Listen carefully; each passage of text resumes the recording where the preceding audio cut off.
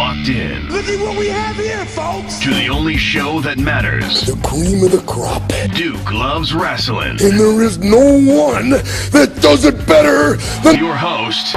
I have come here to chew bubblegum and kick ass. The Duke. And I'm all out of bubblegum.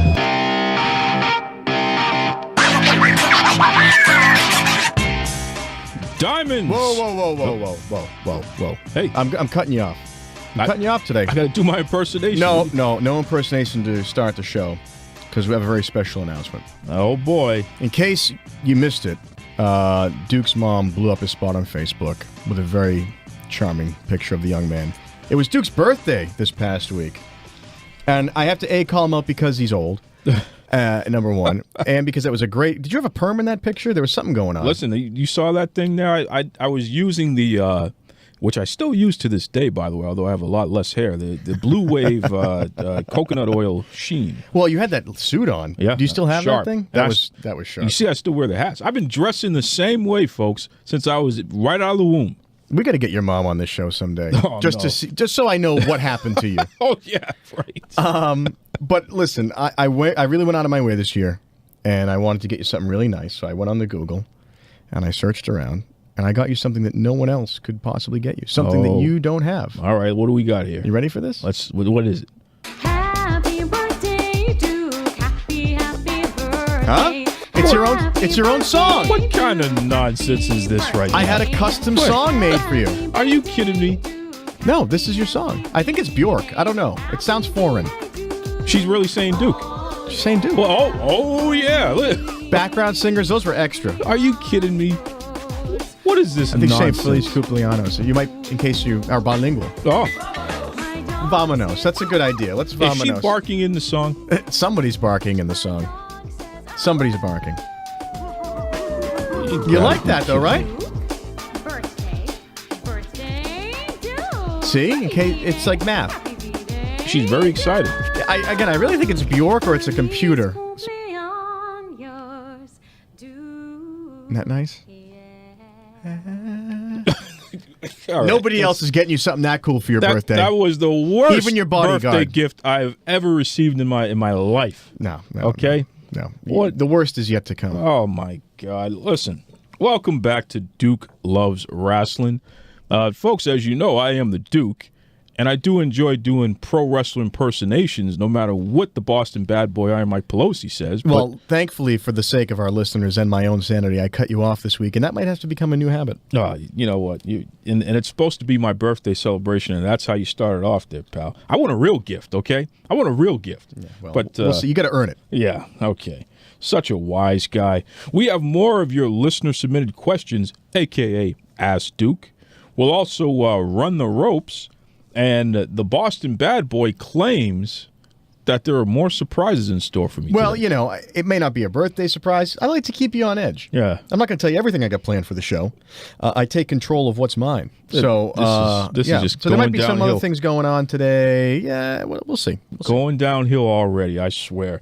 Well, listen, before we get to any of whatever this guy has going on, I want to thank you. That's right, you, the loyal listeners of Duke Loves Wrestling. Thanks for tuning in on iTunes and also on all the other podcast apps.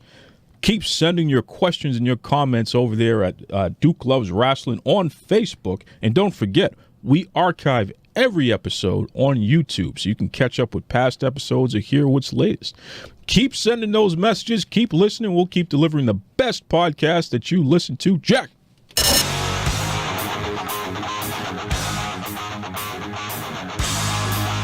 It's time to run the ropes. I give the top 5 stories in the world of professional wrestling. Let's go.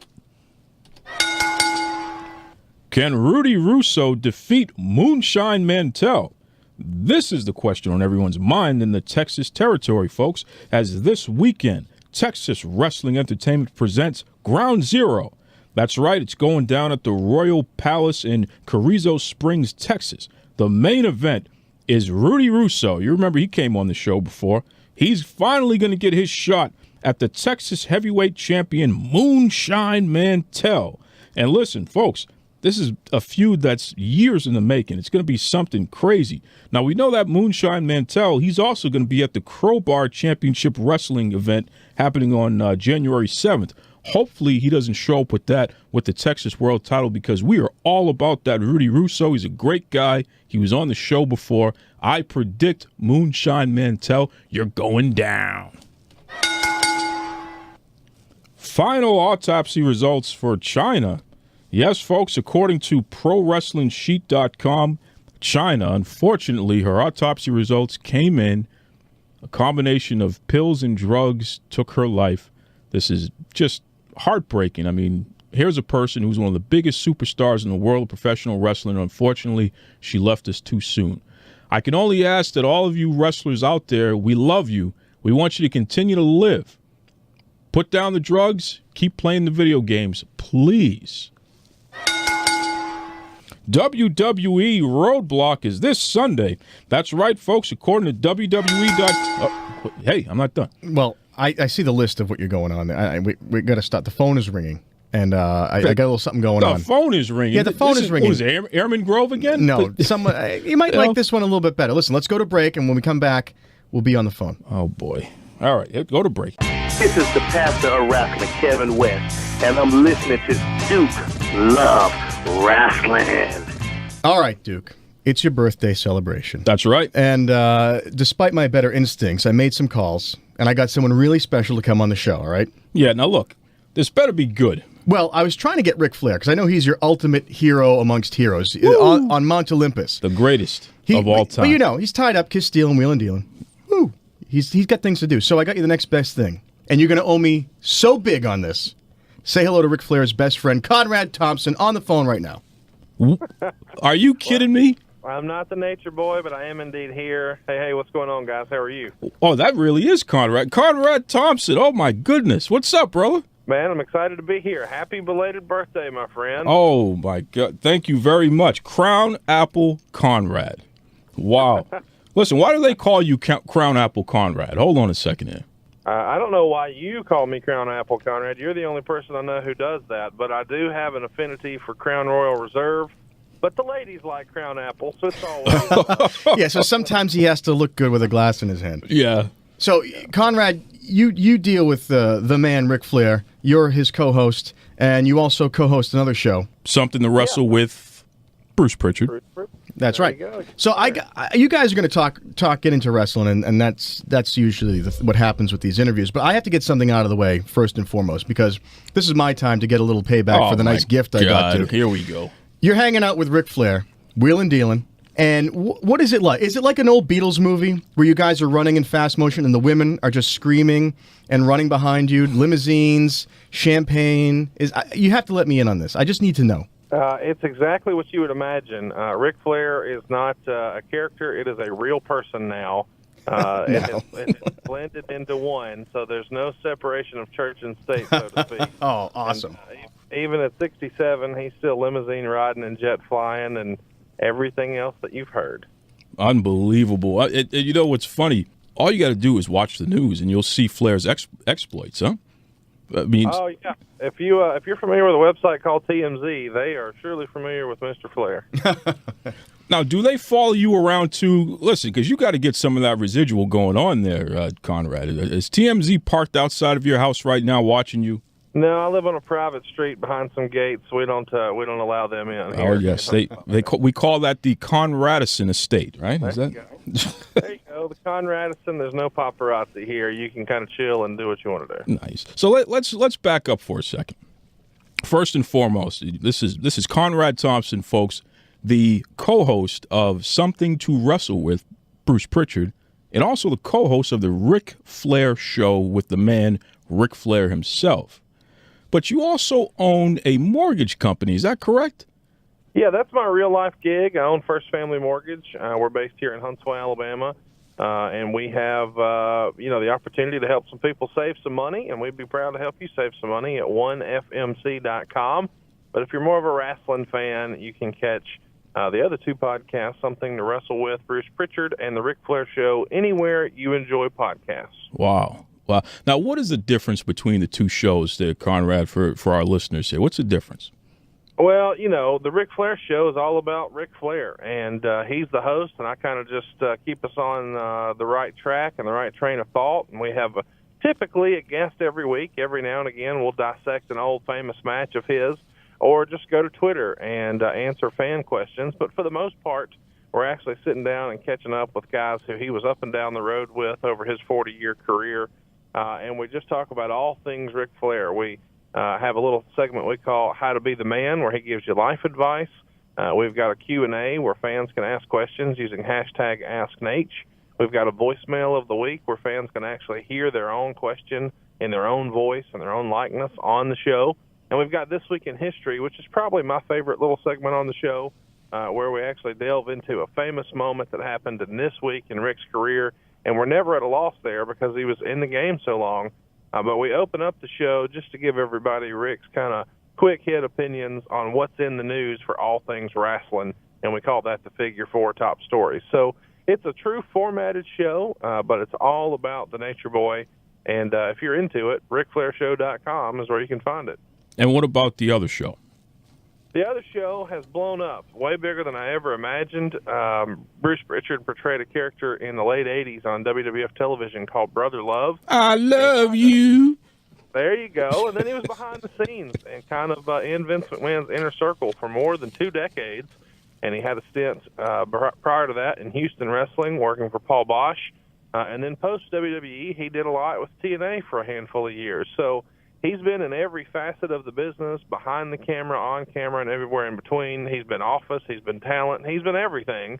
And we actually break down one particular piece of business or moment in time or angle or show or whatever fans vote on. It's probably the most interactive podcast around of its type.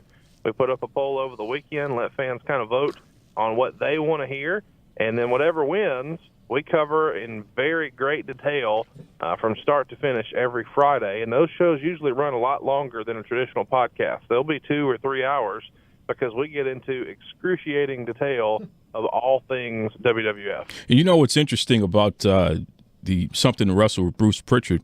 I had my bodyguard sit down and try to listen to an episode with me. And one of the main things she said to me was, you really have to be into wrestling to understand what they're talking about. And I said, you know something, that's a great point, but people love it. Yeah, it's very niche, and we kind of joke about it all the time that, we wouldn't imagine that it would be this over. I'm a mortgage guy. I've never been in the business at all. I never will be. I'm not one of the boys. I don't have any experience in the business.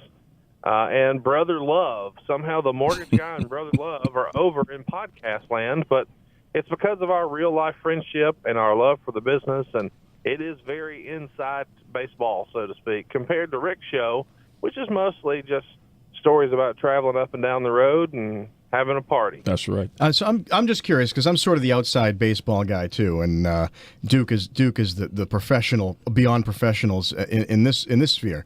How do you get connected with these guys? How do you get connected with Ric initially, and then Brother Love? And tell us about that. I find that kind of interesting. Well, I live in Huntsville, Alabama, and Ric had recently relocated after his son passed away from Charlotte, North Carolina, down to Atlanta, Georgia. He was dating a woman from there, and she has small children, and so she was in a position where because of a custody situation, she couldn't just leave. So he moved to Atlanta. I had a mutual friend that I had become friendly with and acquainted with, and he introduced us, and we hit it off. And we actually met at an appearance and then hit it off ever since, traded numbers, and just through that common friendship that we had. And we also knew other people. I had ran into J.J. Dillon and Jim Cornette and made friends with those guys through some of my friends in Tennessee. So one thing leads to another, and once you're friends with Ric, everybody knows Ric. And one of those people who know Ric is Bruce Prichard. So I met Bruce, and Ric had, quote-unquote, put me over really big to Bruce. So we actually wound up communicating a little bit by email and text message and then phone, and then eventually I talked him into doing a podcast, and he wanted nothing to do with it, but just hearing some of his, ability to tell a story and spin some yarn, I knew this would be something that fans would dig. So But a lot of luck and a little bit of preparation, here we are. Yeah. So, is the podcast? Do you get Ric Flair in a bottle? You know, is it you pushing him to do the podcast, which sort of catapults this whole thing? Just because it's like lightning, right? It's like lightning in a bottle, and Rick wasn't necessarily waiting on me to push him. Rick had a couple of different offers from the big players in the category, and they were approaching his agent about doing it. And he wasn't really sure how you got paid on it or how any of that worked. So in 2013, he kind of poo-pooed the idea. But they eventually twisted his arm and talked him into it, and we got going. Nice. And when it finally, started to kind of take off, as far as he was getting comfortable with it and having a good time with it, CBS Radio started to have some issues on their side, and they decided they maybe wanted to get out of the radio business completely, and that's who owned the first platform. Sure. So then once that thing kind of went away, we decided, hey, you know what? Let's just make a run of it on our own, and that was me pushing Rick to say we can do the better job of this just on our own without trying to fit into someone else's format. Let me take a stab at formatting a show and laying it out and see what we can put together. And that has proven to be successful. Rick's busier than ever, even at 67 years old. So it is a little difficult to get him to be pinned down for a little bit long enough to do it. But he has a good time once we get going. Yeah, maybe once eventually get him like a pair of Google glasses and then just do a live feed just 24 hours a day. Nice. That make your job a lot easier, I think. I don't know that the world is ready for a live Ric Flair 24/7. You heard it here first, though. I know. We're going to put that out there. Now, listen, Conrad, you're a guy who has developed a reputation of not only being very prepared when you're doing your shows, but you ask some pretty tough questions. How do people react when you start throwing things out there the way that you do on your show? Well, I don't tiptoe around with Bruce because Bruce is my real life friend, and I know that when our show first started, people assumed that we just hated each other. But we may get a little hot at each other when we're taping. But all fair, Bruce and I are very, very good friends, and because of that, he understands when I'm asking questions and I'm beating him up. I'm doing it to make the show entertaining and to get a real answer, and it's what fans want to hear. He doesn't take it personally. When I'm on with one of Rick's friends and it's a guest of Rick's, we would have talked before we went on the air about whether or not there was something they did or didn't want to talk about, and assure them that, hey, if there's something you don't want us to ask about, we won't. Almost never do they have something that they don't want us to touch on unless it's something legal that they know that is pending and they don't want to jeopardize a case or whatever, which totally makes sense.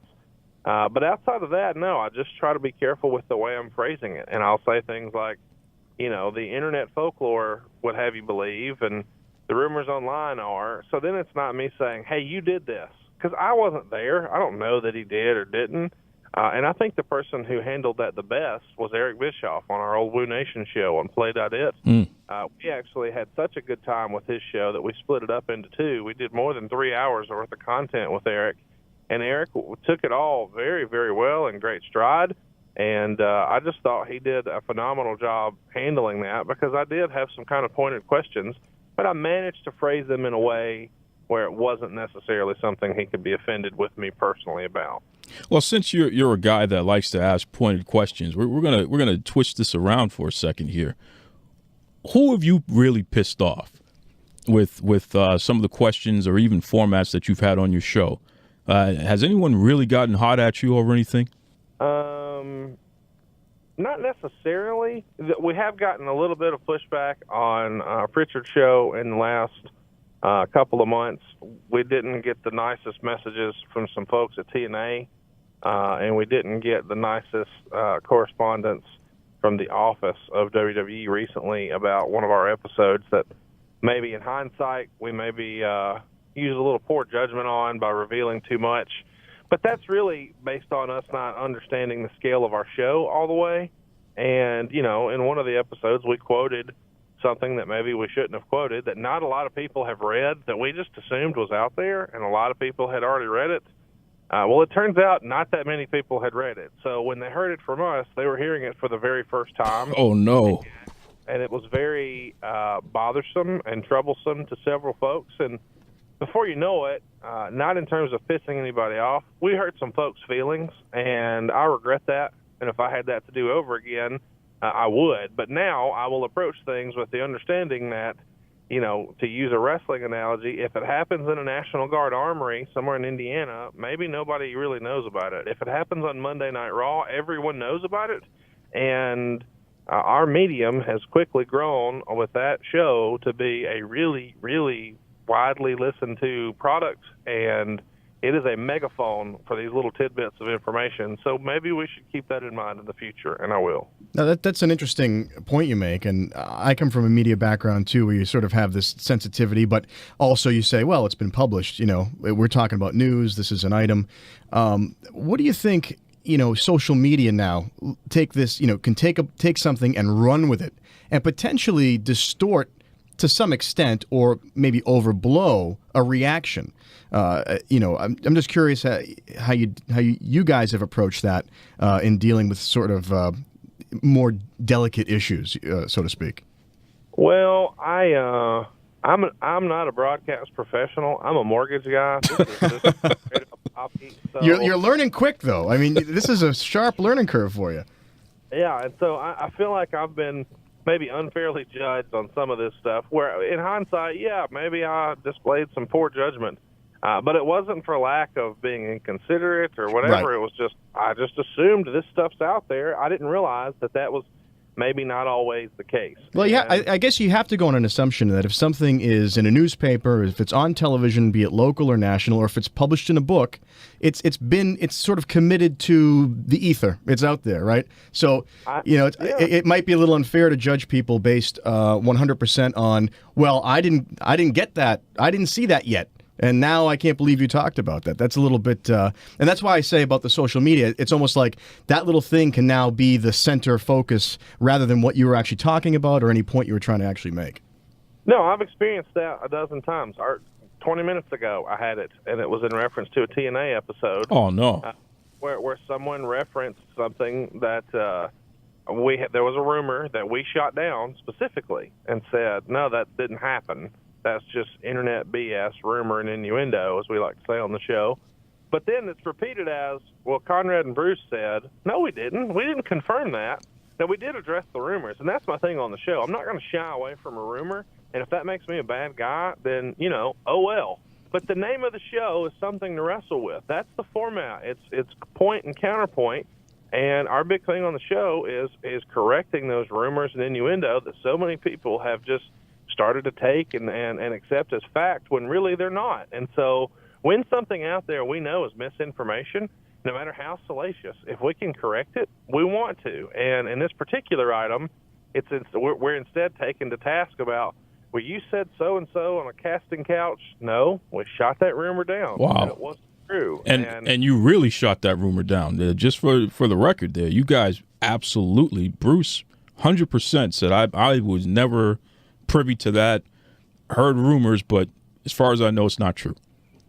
So I don't know how we could be taken to task there, but I guess that we're supposed to instead just not mention it. Well, that makes our show fake, and it makes it homogenized and purified like everything else. And I'm not going to do that. We're going to talk about what really happened, and we're also going to talk about what really didn't happen.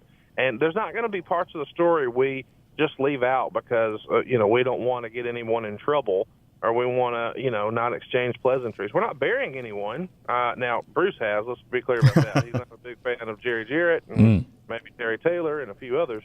But I'm not in the business. I don't know these people. I'm not going to bury them. I may say, hey, they showed poor judgment here. Can you believe that she did this or she wrote this or whatever? But that would be something that I had firsthand knowledge of. But the rumor and innuendo, I'm never going to say, well, here's what happened because I read it. That's just silly. Well, now, Conrad, tell us the truth there. Does Bruce and Dave Meltzer of the Wrestling Observer, do they really have any kind of heat between each other, or is this just a gimmick going on there? 100% shoot. They have gotten along at different points. Bruce does take great issue with people who weren't there and weren't in the business reporting things as fact that he knows is not a fact. And whenever he, thinks about it or gets wound up about it, he gets pretty fired up. And Meltzer defends what he has heard as absolute fact, and neither one of them are ever, in my opinion, 100% right. There's that old thing where You know, there's my version and there's your version, and the truth is somewhere in the middle. And I think that's the case on most of this stuff. But what they wind up disagreeing about is usually silly stuff that doesn't matter. Like, what was the paid attendance of the Royal Rumble? I know. What's so ridiculous? Doesn't matter. Yeah, so ridiculous. What I find amazing, though, is just to sort of finish up this topic, I think, before we beat a dead horse, truly.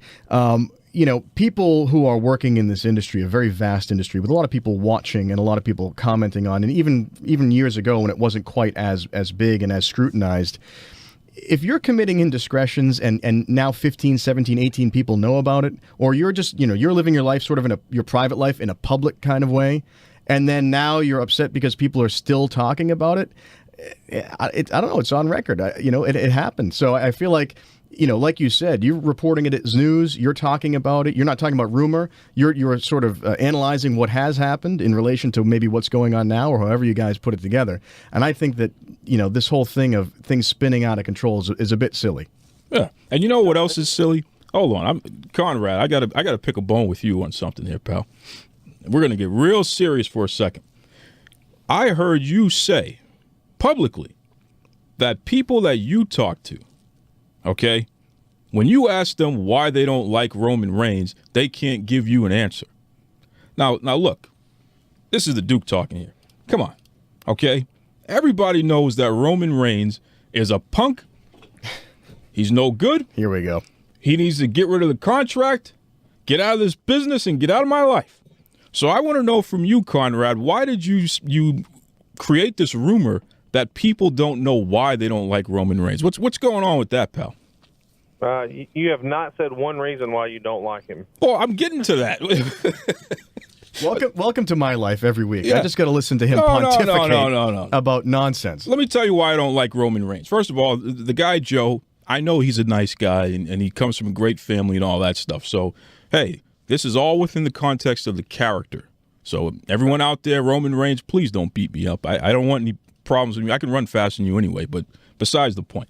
But seriously here you have a guy, big, handsome guy, muscles, the whole 9 yards, right? They should have this guy destroy everybody and not give a damn about it. I mean, just be the most dastardly, ridiculous heel that you've ever seen. If you allow the guy to be that, it wouldn't take long for the fans to just cheer him on because, hey, guess what? This guy is the man. He can beat up everybody. He can do whatever he wants, and he can look good doing it. We can't help but cheer for the guy. But instead, they want to shove him down our throats as a baby face, and that's why it just doesn't make sense. So that's why I don't like Roman Reigns, the character, because it has more to do with the way the company is pushing him. Let him be who he is. He's an arrogant jerk. Let him be that. And let him beat up everybody, take your girlfriend, go home with her, and say, hey, yeah, I did that. And you know something? Just like how it happened with Ric Flair. We'll end up cheering him in the end anyway. There you go.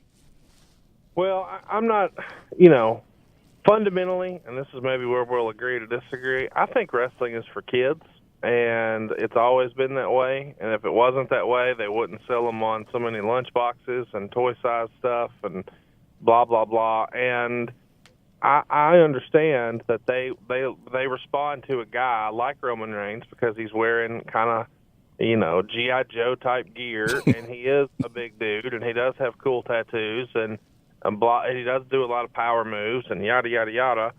So I'm okay with it from all that standpoint, but I feel like guys or fans our age, mine and your age, kind of get into booing John Cena and Roman Reigns because it's the cool thing to do. And we're not necessarily booing them as performers. We're booing the creative, or we're booing a booking decision. And I don't think that's fair to the guys individually. I think you can appreciate someone's performance even though you don't necessarily, really like the way they're being booked. Because it's not his call whether he wins or loses. And despite what everyone on the Internet says when they say, oh, his promos suck, he didn't write them. He doesn't have the freedom to go say what he wants to say. He's given a sheet of paper, and he's given 3 hours to memorize it. Now go do it. So that's the life that he's got, and he's a hardworking dude like everybody else, and he couldn't be cooler in real life. And only in the more recent months have we seen the real personality of the Usos come through now that they're heels. Oh, yeah. And I knew that existed when I met them years ago with Rick and just hanging out. Those guys are just dripping charisma as natural heels and just young, brash, abrasive dudes.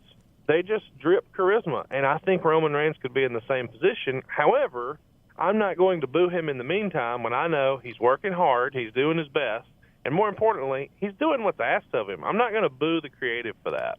Well, I appreciate you being a nice guy, not booing the creative or him for that. I will boo double just so we can cover you and cover me, because I'm telling you right now, at least somebody's giving him a reaction, which, the worst thing you can do to any performer is not give a damn, period. But this guy's he's got to start being a jerk and beating people up and all that. We saw little shades of it with his feud with Rusev, where he literally beats up the guy in front of his wife and makes fun of him every week and all that stuff. That's not babyface stuff. But yet they still try to present it as if he's a babyface doing these things. Well, but at the same time, Stone Cold did all that too. So I don't understand the difference. Stone Cold's flipping everybody off and giving stoners to the commissioner and the owner and pouring beer on them. And Donald Trump. But people cheer it. And so I just think the business is a little different now, and I can appreciate the guy's hard work and know that this isn't the end for Roman Reigns. What he's doing right now is not going to be the way his career is from now on. This is a moment in time, and we'll talk about this era. I mean, you look at how many different eras we've had of the major characters in wrestling, whether it was Shawn Michaels or The Undertaker or Mick Foley. We'll always have these different eras, and I think this is just one era of the many of Roman Reigns. And there'll be an opportunity for him to be a heel, but that decision will be made based on dollars and cents. And as long as he's selling merchandise and as long as he's selling T-shirts in a big way, that change is not coming anytime soon. Speaking of change, let's put the fantasy booker cap on for a second. Shinsuke Nakamura and Samoa Joe. If you're the booker, what do you do with these guys right now? Well, I think you have a challenge with Shinsuke because he doesn't speak English, and I know I'm going to get heat for folks for saying that, but the reality is it's hard to point to somebody who's been super over in the modern era who didn't speak English. And but sure, they had runs, and guys will say, oh, well, the Great Muta, but what did he really do? I mean, if we really look at what the Great Muta did in WCW, and I was a big fan too, I mean, he was there at a time when they're drawing 4,000 people for a pay-per-view, and that's considered a good house. I mean, they were running pay-per-views for 2,000 people when he's there. He's not some monster draw, even though he does have natural charisma and he has a cool look and he has cool moves. I think there is still, maybe you could call it the Rust Belt or the Bible Belt or whatever area, the Midwest, wherever you want to say, there's a section of America that needs to hear from you. And there's even an expression in the business, talk them into the seats. I just don't see that with him unless they pair him with a badass manager. Now, paired with someone like a Paul Heyman, I think it could work wonderfully. There's probably a half a dozen guys who could be his mouthpiece and do a phenomenal job for him. And I know he speaks English, and I know he didn't need it anywhere else, and he doesn't need it in NXT, but nobody's watching NXT. That's just the reality. That show's running at a loss. If you're going to be a big, money player, you've got to have someone get people emotionally invested. And they're not going to do that because you have cool music, a cool jacket, and cool moves. That's just not going to happen. So what about Samoa Joe? I think Samoa Joe got a bum rap on the whole Tyson Kidd injury. Tyson Kidd is a big listener to the show, and I would consider him a big supporter of ours, and I hope that something miraculous happens and he's able to return. But I think Samoa Joe would have already been on the main roster had it not been for that injury. I think there may, whether it's right or not right or fair or not fair, I think there might still be some questions about him because of that.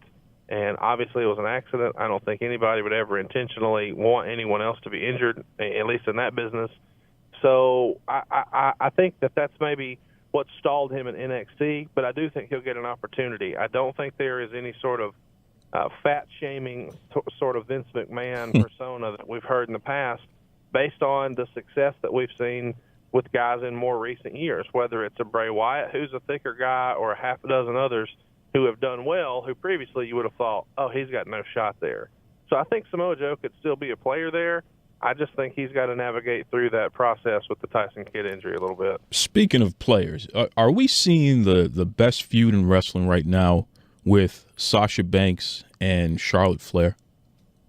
I don't know how you could argue that it's not the best female. It certainly is in history. I don't know that it's the best feud overall ever, or currently, but it's certainly the best female one in history, and I don't think it's even debatable. I think it'll be, when people look back and they talk about Flair Steamboat, or they talk about Macho Man Steamboat, or they talk about a handful of those matches that people really, really remember. I think in the years to come, maybe a generation from now, people will talk about Charlotte and Sasha in a Flair Steamboat type of way, because it was the first time you saw women really get an opportunity to do all this stuff. Agreed. And if you could suggest any match, if somebody wants to know when Conrad Thompson thinks about pro wrestling, what's the one match that he can send you to be representative of, this is the sport that I love, and this is why I love it so much? What's the one match? Man, it's hard to narrow it down to one. There's so many good ones, but one that comes to mind that I think is underrated because it happened at a downtime in the business is WrestleMania 13 with Bret Hart and Stone Cold Steve Austin. I think their I Quit match was done perfectly. I think it's the best double turn in the history of wrestling. You had some interesting stuff there because there's brawling in the crowd. There is some technical wrestling. They do use some weapons. There is some blood.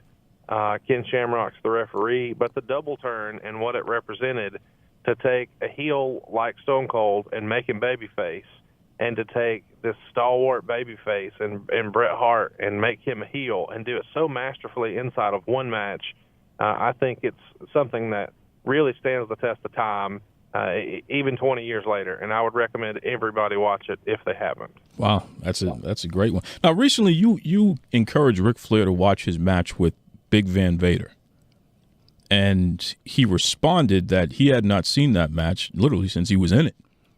How did he respond to that? Well, a few years ago when he was here at Conrad Thompson, I asked if we could watch one of his old matches with Steamboat, and he joked that he had never seen them. So he never saw his 89 string of matches that everybody still talks about, the match in Nashville, the match in Chicago, the match in New Orleans. He never saw those. He said, "Why would I watch it? I was there."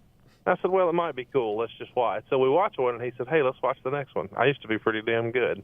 And so just to watch the match with him and be able to kind of get his commentary on what he was thinking and what was going on and who was where and why, it was very fascinating to me. And I would love to watch that match with him and Vader from Starrcade 93, because I think the overall story from that show, not just the match, but the skits that led up to it that are still on that pay-per-view if you go watch it on the network, where Mean Gene goes to his house, he says goodbye to his family.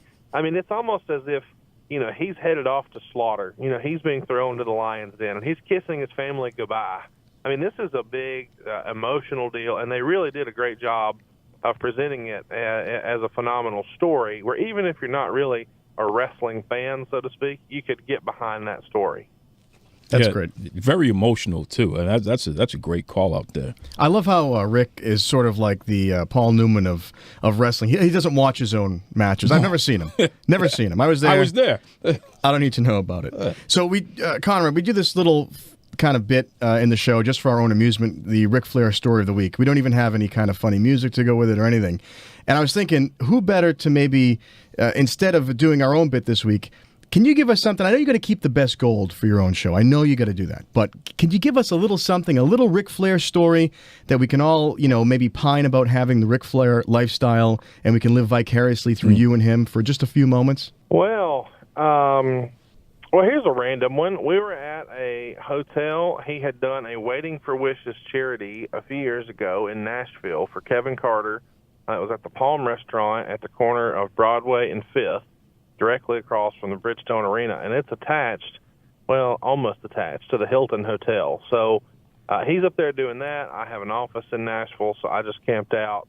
I did a little Waiting for Wishes deal. We did some drinks, yada, yada. The next day, we're hanging out in the lobby, getting ready to head our separate ways, and he's hopping a plane to go somewhere. I'm just going to drive back down to Huntsville. And as we're waiting, a black SUV pulls up, and the window rolls down, and a guy starts yelling. And so we just assume they're not talking to us. And so then eventually the guy says, Ric Flair, are you too good to talk to me? And he looks, and Rick looks back at me and looks back at the car and then looks back at me and says, is that little Richard? And to my surprise, it is. Richard wanted to say hello to Ric Flair and asked Ric Flair for a picture and an autograph and gave him a little pamphlet. And they had a little moment together, and it was one of the most surreal things ever. To walk out the downtown Nashville Hilton with the Nature Boy Ric Flair and little Richard. Oh, my God. Ric Flair. What are the odds of that? Only in Ric Flair's life does that happen. Well, yeah, that he got flagged down. It wasn't like they bumped into each other walking through the lobby. Yeah. A car pulled over. He had to tell his driver, stop, stop, stop. That's Ric Flair. I got to yell at him. Yeah, that's real. And that's the type of respect that the Nature Boy commands all over the world. My goodness. Listen, Conrad, if fans want to get in touch with you, what's the best way that they can reach out to you online and what have you there? I have to be the most interactive wrestling podcast host on Twitter. I'm on Twitter at Hey, it's Conrad. You can certainly check out my mortgage company at 1fmc.com. But the shows are on MLWradio.com, and they're RicFlairShow.com or Something to Wrestle with Bruce Prichard. You can catch them on TuneIn, Stitcher, Spotify, iTunes. Man, anywhere you enjoy your podcast, SoundCloud, whatever, they're all there. Ric Flair Show, Something to Wrestle with. If you're a wrestling fan, there's something for everybody, and I would appreciate if you would go ahead and hit the subscribe button on both of those. Well, you know, I'm going to say two quick things. First of all, shout out to the pastor of wrestling, Kevin West. He's going to mark out like crazy hearing you on this show because he's a big fan of yours and of Rick's. But I do want to commend you with First Family Mortgage and also with Bruce and the Bruce Prichard Show. You guys did a cancer awareness month promotion, which was just really tremendous. You want to just give us a quick background before we let you go there on that?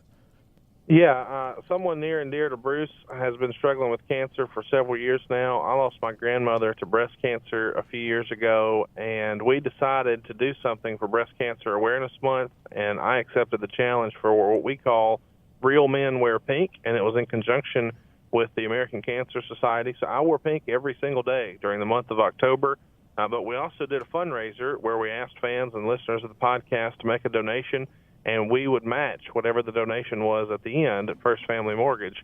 So whatever the total was, we would match it. And through some other partners here in town who are helping us kind of do a fundraising competition together, not for any prize or anything, just for the bragging rights of, hey, we did more to help, knock out cancer. We raised nearly $50,000 inside of a month.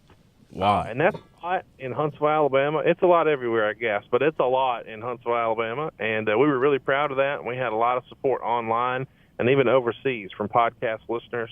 And earlier in the year, we did a big fundraiser for the Leukemia Lymphoma Society as well, and we raised nearly $70,000 there. So we had two big initiatives in 2016, and we're going to do the same again in 2017. And if you'd like to be involved in any of that stuff, just stay tuned to the podcast. You'll hear us plug it. And usually anything we do like that, myself and First Family Mortgage, we match it at the very end just to make sure that those donations go as far as we can, and we do as much as we can for those great causes. Well, I'll tell you something. Conrad Thompson, you are class personified. I'm still a little upset with you about you and I disagreeing on Roman Reigns. But outside of that, seriously, you do a great job. And hey, I just thank you for coming on the show, especially on this special birthday edition here. We definitely got to have you come back sometime in the new year. Keep us updated about what's going on with Rick and Bruce and, more importantly, with Conrad Thompson. Hey, man, I appreciate it, and I would love to hang out with you guys if you make it down to Orlando for WrestleMania. I will certainly hook you up for our Something to Wrestle With live edition with Bruce Prichard. All the information on that is at notarib.com if you'd like to join us. But, Duke, you guys are on the house. If you'd like to come join us, we'd love to have you as our guest. Hey, we may have to take you up on that offer. Conrad Thompson, ladies and gentlemen, the man. How about that, huh? Oh, my. What? Huh? What? I hooked that up for you. Give me a break. Do you know how much you owe me right now? Listen, that was a good job, though. I do give you credit. I mean, Thank you. I don't even understand how you were able to get I know people. Conrad Thompson on That's the right. show.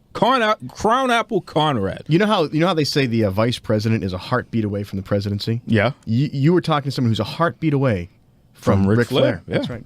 And Bruce Prichard. That's right. So I took you from your humble beginnings and lifted you to this new echelon. And as a nice little gift, and the amount that you owe me now, I can't even begin. I'm going to just start making a list. This guy just putting himself forward. Listen, forget about all that. Up next, the Boston Badboy has more of your listener-submitted questions, a.k.a. Ask Duke. But before we get to any of that, I have to remind you to head over to Barnyard Cheese. That's right, Barnyard Cheese over at 149 Avenue C between 9th and 10th Streets in New York City. That's definitely going on my top list that you owe me, Barnyard. Let me hang on. I'm write that down now. Oh, really? Things you owe me now. And that's going, because I'm starving. At this point in the show, I'm starving, and I did such a great thing for you. Get me some Barnyard Cheese, would you? Maybe you deserve half a sandwich. Who knows?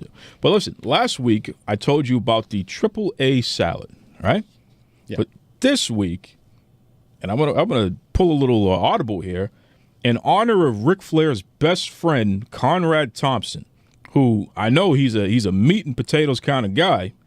I'm gonna tell you about the steak and bacon eggalicious. Oh, finally back to some protein-based deliciousness. This is protein on top of protein on top of protein, Jack. Listen to this: house roasted beef, thick cut bacon, 2 eggs, delicious jalapenos, and this is all on an olive oil Portuguese style bread. God, I'm going to reach over this console and strangle you unless you get me one of these sandwiches. Well, listen, now if the jalapenos aren't spicy enough for you, you can also turn up the heat with a refreshing Big Tom spicy Bloody Mary drink. Ooh. Okay?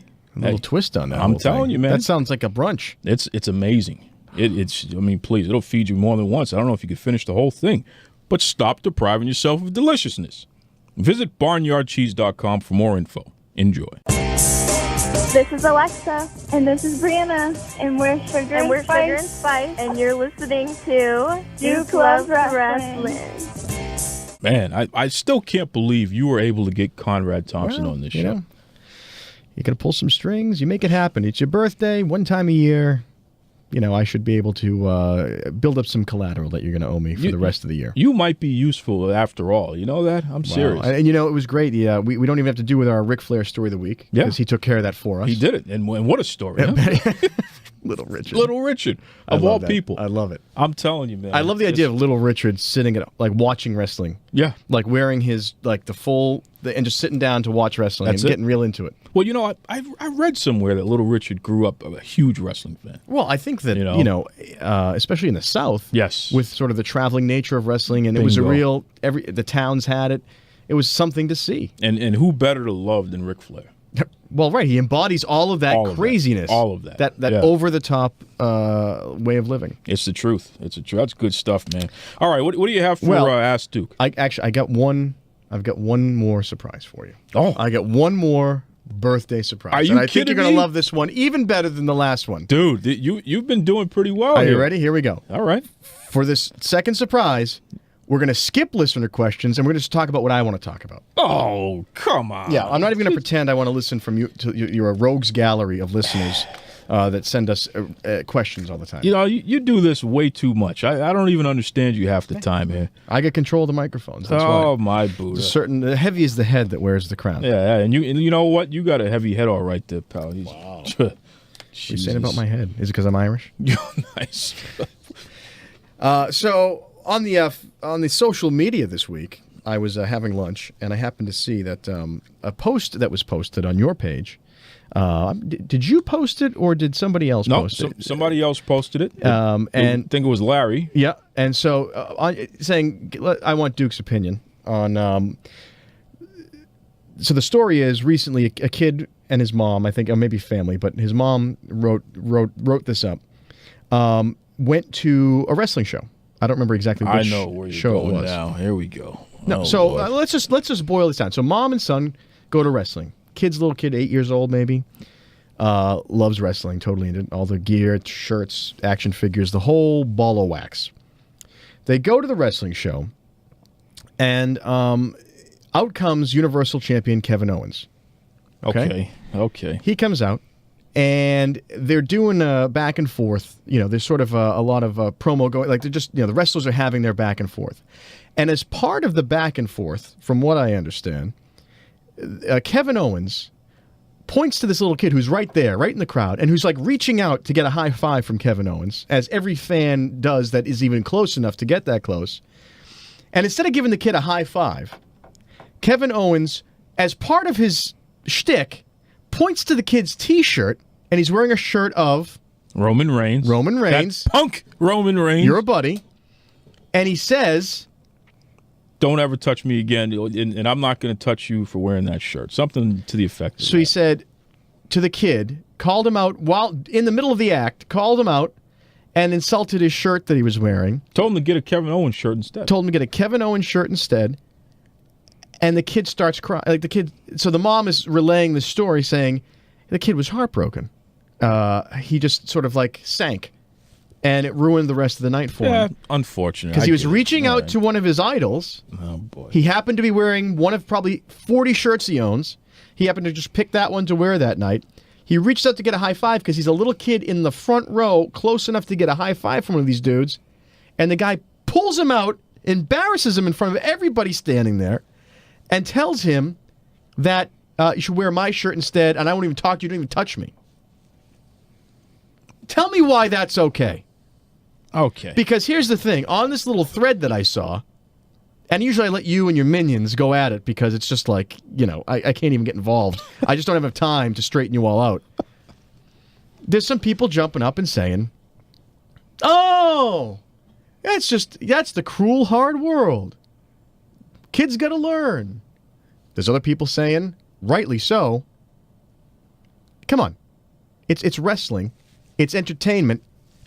Have some fun, but you don't have to ruin a kid's night. Okay. Is it rightfully so because you think it's rightfully so? No, because that's the right thing to do. That's your opinion. Listen, first and foremost, okay, let's dial this back for a second. I think I want to see you try and dial this back. Because you did such a great job dialing it back last week. Oh, boy. Let's see how well you do this week. First and foremost, okay, this is professional wrestling. Yeah. Okay?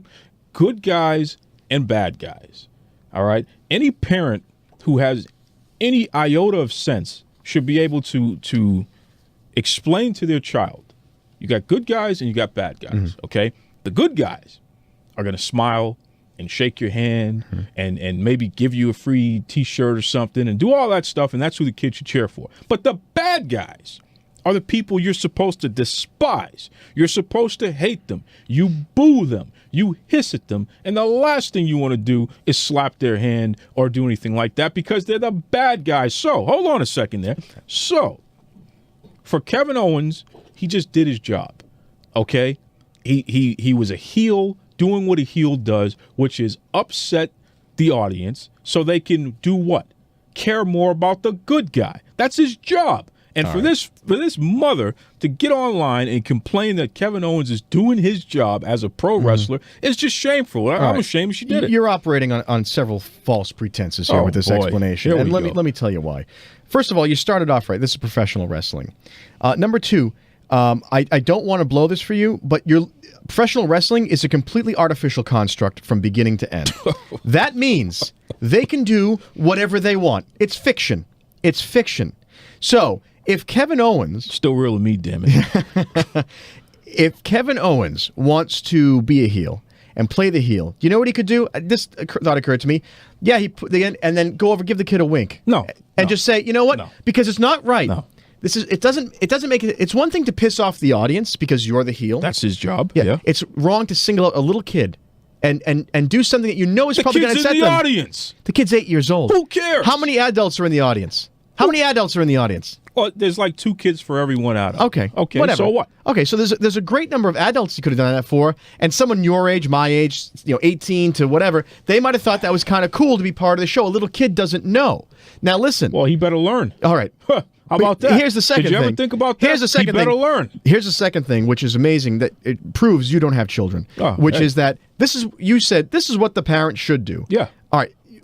Those of us that have no children have no right saying that's what the parent should do. Were we not kids before? Yeah, but we not have parents? It's different when you see What your are you own talking kid. about now? It's different, and I have a lot of nieces and it's different. You don't have any kids either, pal. But let me tell you, I have empathy. I have empathy, which is something that you have WWE nonsense lacks right now. You and your company friends and Vince McMahon, you lack the idea to understand what empathy is. I do not sanction what he's saying. You know what this is? This is the same thing. This is very similar to President-elect Donald Trump.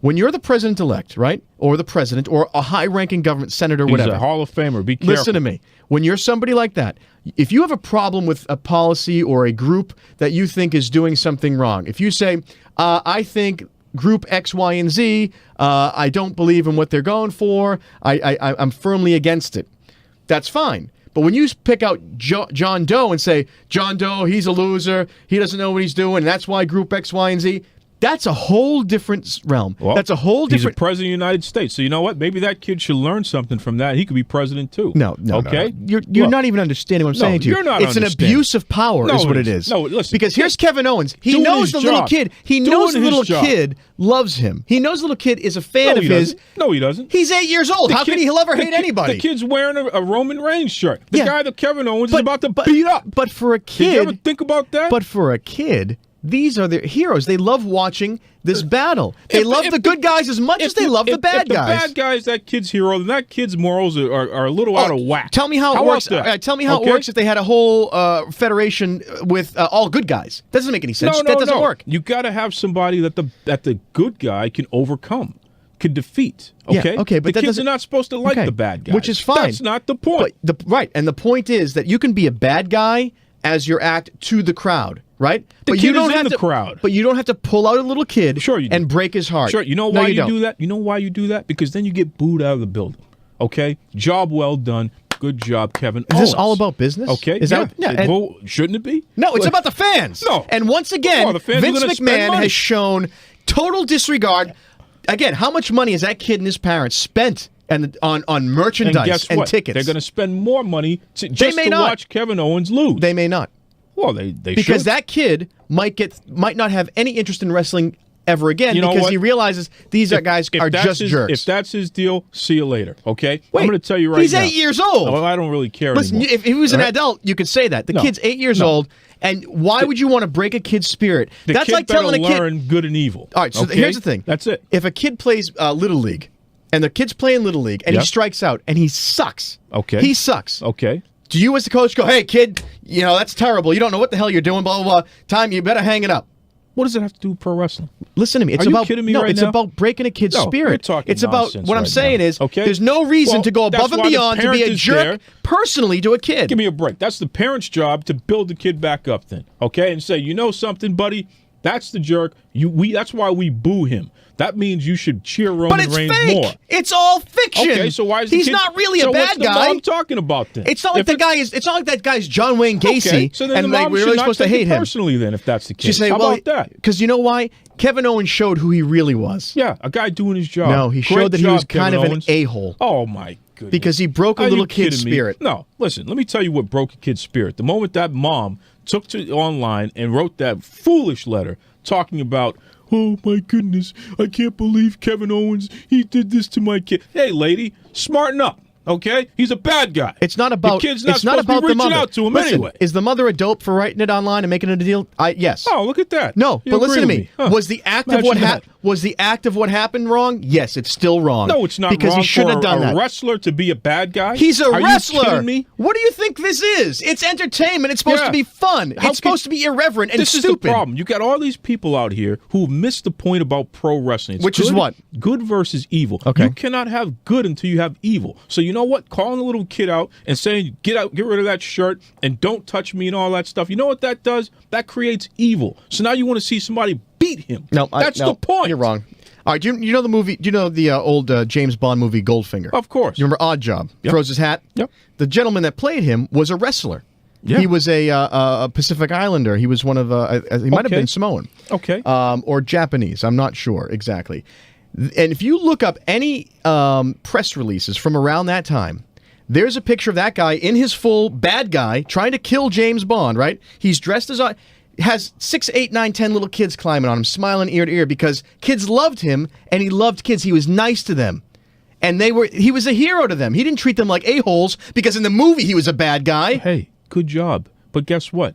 That's not pro wrestling, pal. He was a wrestler, All right. oddly enough. Yeah, so guess what? Maybe your buddy Owens there could look back in history a little bit and figure out what the hell he should do with his life. I'm because pulling the right plug now, on this guy right now. This is just so stupid. Thank you to the man, Conrad Thompson, for joining us on this very special birthday edition.